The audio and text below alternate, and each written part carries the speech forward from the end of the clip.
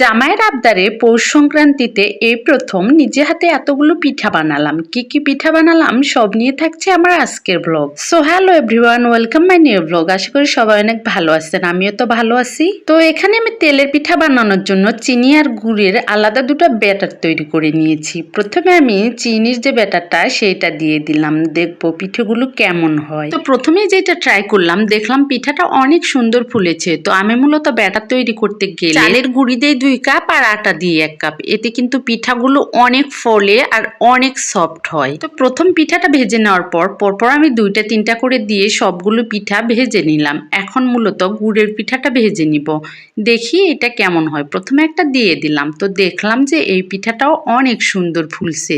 তেলের পিঠাটা বানাতে গেলে কিন্তু ব্যাটারটা যত সুন্দর হবে পিঠাগুলো ততটা সুন্দর হবে।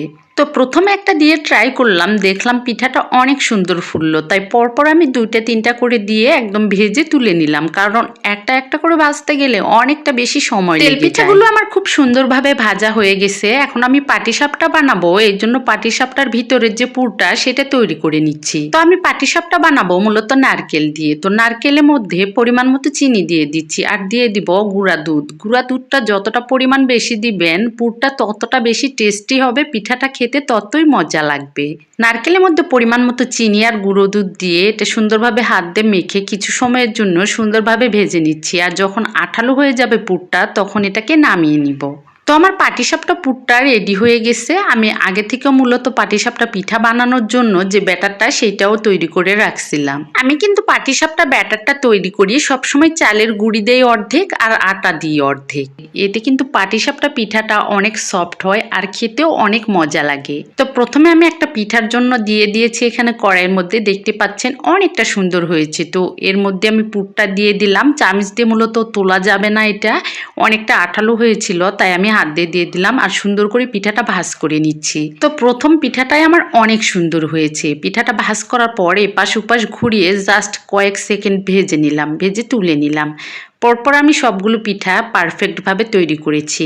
পাটিসাপটা ভাজা হয়ে গেলে এখানে আমি কালাইপুর তৈরি করে নিচ্ছি। কালাইপুর বানানোর জন্য আমি আগে থেকে মূলত ডাল সিদ্ধ করে রাখছিলাম, এখন বানিয়ে নিচ্ছি। এটাকে আমাদের অঞ্চলে কালাইপুর বলে। এটা কিন্তু আলু আর মাংসের পুর দিয়েও বানানো যায়। এটাকে কার অঞ্চলে কি পিঠা বলে অবশ্যই কমেন্টে জানিয়ে যাবেন। আর আমি হাত দিয়ে এভাবে সুন্দর করে পিঠাগুলো ডিজাইন করে নিচ্ছি। কে কে এভাবে হাত দিয়ে সুন্দরভাবে পিঠার ডিজাইন করতে পারেন কমেন্টে জানিয়ে যাবেন। এই পিঠাগুলো কিন্তু একা একা বানানো অনেকটা সময় সাপেক্ষ। তো আমি সব পিঠাগুলো বানিয়ে নিয়েছি। এখন কড়াইয়ের মধ্যে তেল দিয়ে দিয়েছি। তেলটা গরম হয়ে গেলে সব পিঠাগুলো তেলের মধ্যে ছেড়ে দিচ্ছি। এই পিঠাগুলো তৈরি করে বেশিক্ষণ রাখা যায় না, ফেটে যায়। তো আমি তেলের মধ্যে অর্ধেক পিঠা দিয়ে দিয়েছি। এপাশ ওপাশ ঘুরিয়ে মিডিয়াম আঁচে সুন্দরভাবে একটু ভেজে নিচ্ছি। এপাশ ওপাশ ঘুরিয়ে হালকা আঁচে যত ভাজবেন পিঠাগুলো ততটাই মুসমুসে হবে। তো আমার পিঠাগুলো সব বানানো হয়ে গেছে, তুলে নিয়েছি। তো মোটামুটি আমার সব পিঠা বানানো শেষ। লাস্টের দিকে এটা বানিয়েছি কারণ এটা গরম গরম খেতে বেশি মজা লাগে। তো এই তো ছিল আমার পৌষ সংক্রান্তির আয়োজন। তো আজকে যে পিঠাগুলো বানিয়েছি একদম নিজে হাতে এতগুলো পিঠা বানিয়েছি আর এই প্রথম। তো পিঠাগুলো বানানো আমার কেমন হয়েছে অবশ্যই কমেন্টে জানিয়ে যাবেন। আজকে সব পিঠাগুলো খেতে কিন্তু অনেক বেশি মজা হয়েছিল। তো আজকে ভিডিওটা এখানেই শেষ করছি। সবাই ভালো থাকবেন। ভিডিওটা ভালো লাগলে লাইক কমেন্টে পাশে থাকবেন। টাটা।